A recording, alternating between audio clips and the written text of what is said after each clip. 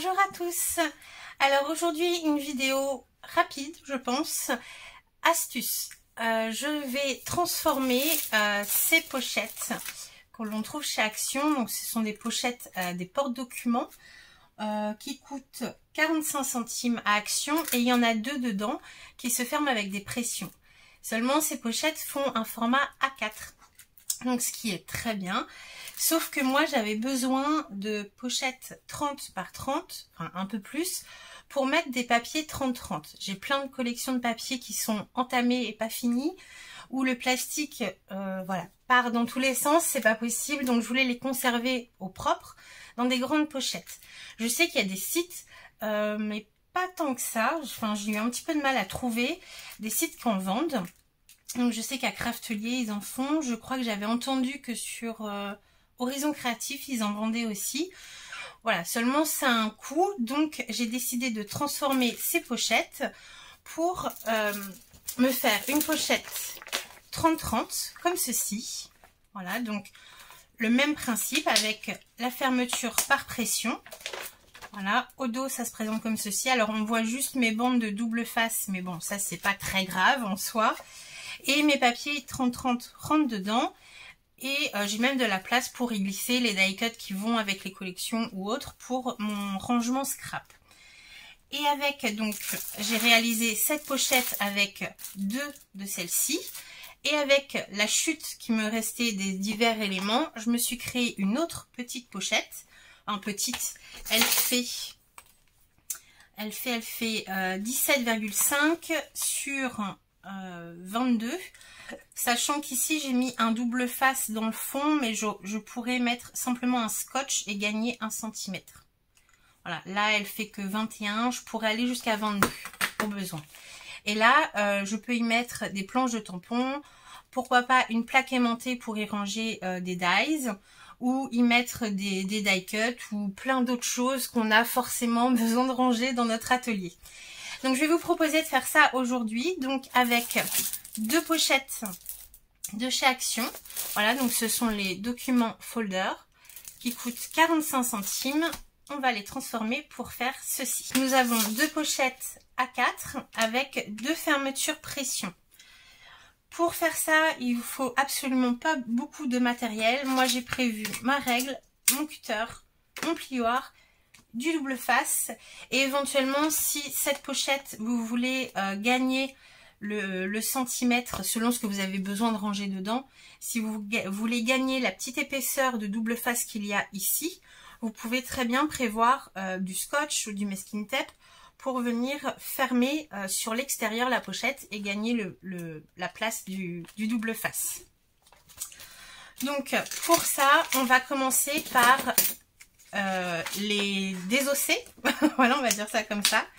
Donc sur ma première, je l'ouvre en grand et vous voyez que au dos, en fait, on a une petite marge qui est retournée sur le dos et soudée de chaque côté. Là, on va délicatement, mais ça se fait relativement bien, défaire la soudure de chaque côté. Je sais pas si vous voyez bien, hop, voilà, ici. Donc normalement, on a juste à passer légèrement. Ça s'en va plutôt bien. J'ouvre un petit peu sur le côté comme ça et je dessoude.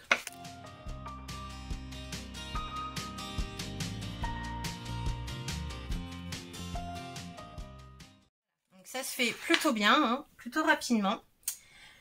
Et alors sur cette pochette, je vais couper au niveau du fond de la pochette. Donc j'aurai un côté avec les deux soudures, les deux marges de soudure que je viens de défaire.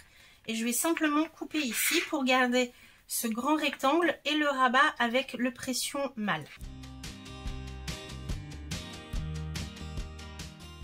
Voilà, donc on se retrouve avec deux éléments. Celui avec le pression femelle qui se retrouve tout seul, on va le mettre de côté. Ça va être notre base pour faire la pochette à tampon.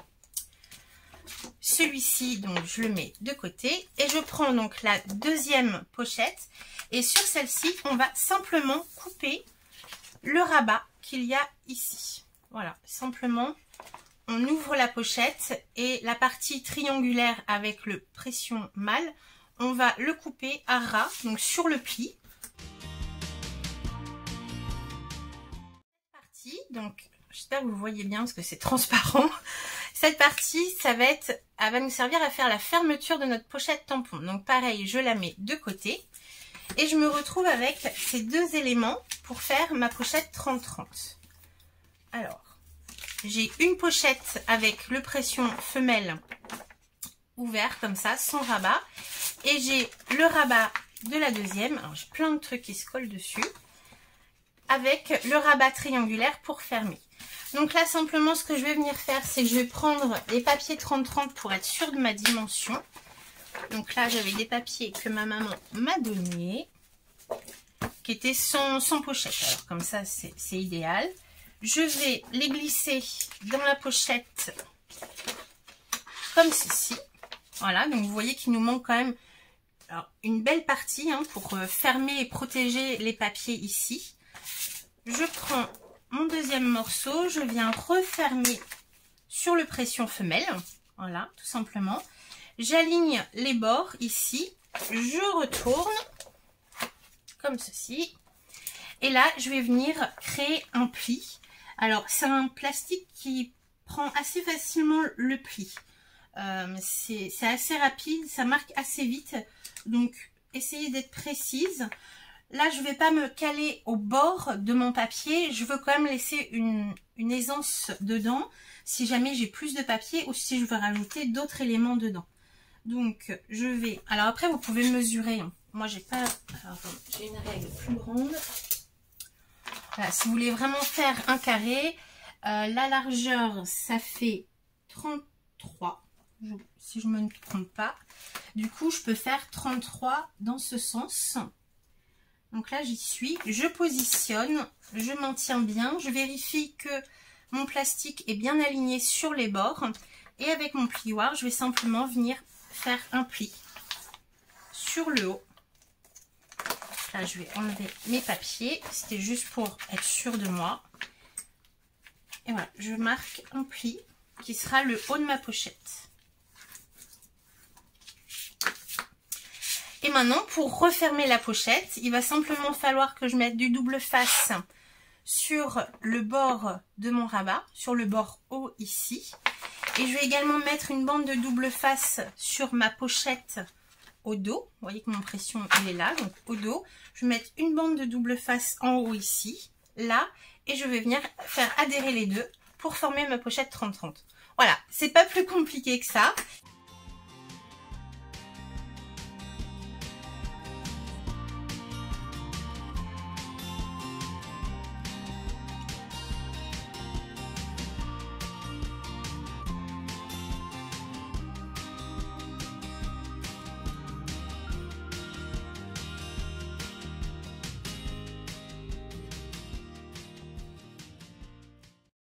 J'ai déjà ma pochette 30-30. Alors évidemment, moi au dos, on voit les bandes de double face. Ça ne me gêne pas particulièrement. Si jamais vous voulez être un peu plus dans l'esthétique, vous pouvez très bien prévoir une bande de papier à coller au dos. Et pourquoi pas venir marquer le nom de la collection ou la marque du papier qui est dedans. C'est au choix. Après, vous garnissez vos pochettes comme vous le souhaitez. Et maintenant, hop, je remets mes papiers. Je ferme. Et ils sont protégés dans une pochette 30-30. Voilà, un peu plus de 30-30, du coup ça fait 33 par 33. Voilà, donc déjà une première pochette pour moins de 45 centimes. Je trouve ça plutôt cool. Et alors avec le reste, on va pas s'arrêter là. Alors là, il y a un petit peu plus de manipulation parce qu'on va transformer ces deux éléments qui nous restent en une pochette pour tampon ou autre. Donc là, ce qu'on va faire, c'est qu'on va venir déjà aplatir les plis des marges de soudure. Voilà, de chaque côté, on a une petite marge. On va venir l'aplatir et installer du double face sur une d'entre elles.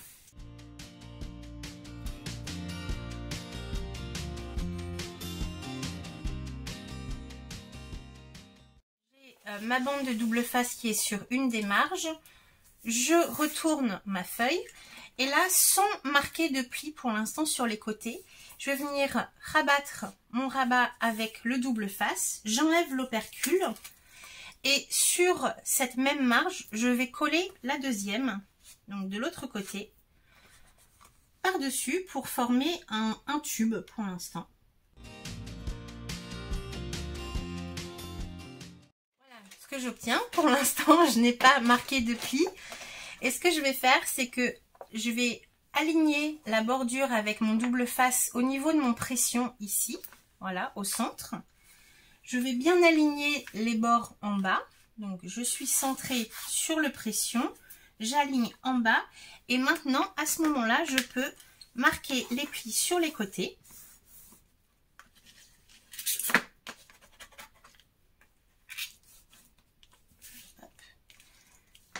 De chaque côté, comme ceci. Maintenant, pour fermer le bas de la pochette, donc vraiment à l'opposé du pression, ici, vous pouvez soit installer une bande de double face, donc comme j'ai fait ici, j'ai installé simplement une bande de double face et je suis venue faire adhérer comme ceci, ou alors avec du scotch proprement, vous pouvez coller une bande de scotch, je vais le faire avec vous. Hop. Je vais prendre du scotch, je vais venir installer sur la moitié de la largeur de mon scotch sur le bas et je vais rabattre le reste de l'autre côté.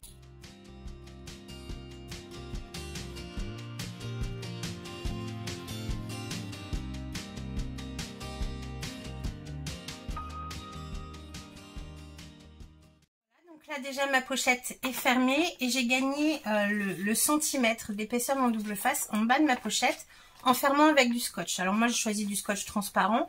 Vous pouvez très bien prendre un masking tape s'il est assez adhérent pour décorer le bas, ça peut être tout à fait possible. Et alors maintenant, la dernière étape va être de faire le rabat à notre pochette. Alors pour ça, on a une petite... vous voyez rien en fait. Hop. On a une petite marge qui est au dos de notre pochette ici. Et donc on va venir la couper à ras. Avec notre règle et notre cutter, on va la couper à ras. Je me retrouve maintenant avec ma pochette bien droite au dos. Et alors, ce que je vais faire maintenant, c'est que je vais refermer. Donc, je prends mon rabat triangulaire. Je viens refaire adhérer le bouton sur ma pochette. J'essaie de mettre le plus droit possible. Hop. Je retourne et là sur la marge, donc normalement il nous reste à environ 1,5 cm au dos ici, donc qui déborde de ma pochette. Ce que je vais faire, c'est que je vais installer du double face sur cette partie là.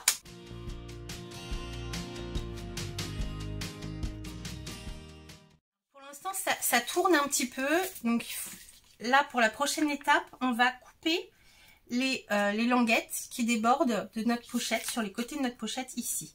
Donc assurez-vous d'être assez droite. Donc vous pouvez vous aider hop, de votre tapis de coupe, si vous en avez un dessous, pour essayer de vous mettre droite.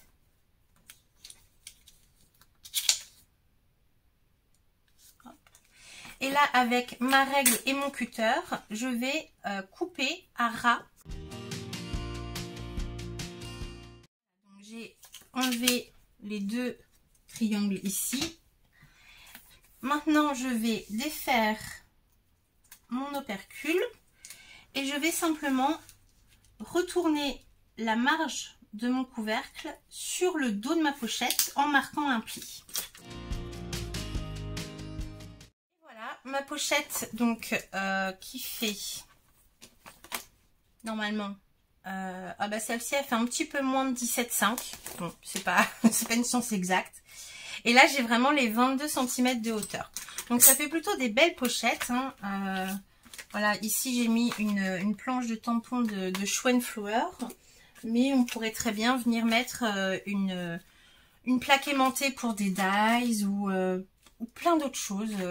Je suis sûre que vous avez plein de choses à ranger dans votre atelier et qu'une pochette de cette taille quand même, qui est quand même assez correcte, va vous être utile. Donc je vous remontre ce que l'on a fait ensemble. Hop. Voici. Donc là, je vais reprendre ma pochette. J'ai simplement mis un papier blanc au dos pour ressortir mes tamponnages. Après, au dos, je pourrais très bien, ou sur le plastique, venir mettre une étiquette autocollante avec le nom de la marque et le nom de la planche de tampon. Sur du plastique, si jamais un jour je change, ben, j'ai juste à décoller, c'est assez pratique. Voilà. Bah, écoutez, j'espère que cette astuce vous aura plu, qu'elle vous sera utile pour arranger votre atelier. Je sais que moi, personnellement, je suis toujours à la recherche d'idées peu coûteuses qui m'aident à m'organiser. Il y a du boulot, mais je suis assez contente d'avoir trouvé cette astuce. Dites-moi en commentaire ce que vous en pensez. N'hésitez pas à laisser un petit pouce bleu si la vidéo vous a plu. N'hésitez pas à vous abonner aussi si ce n'est pas déjà fait et ne loupez aucune vidéo. Et moi, je vous dis à très bientôt dans une prochaine vidéo. Bye bye!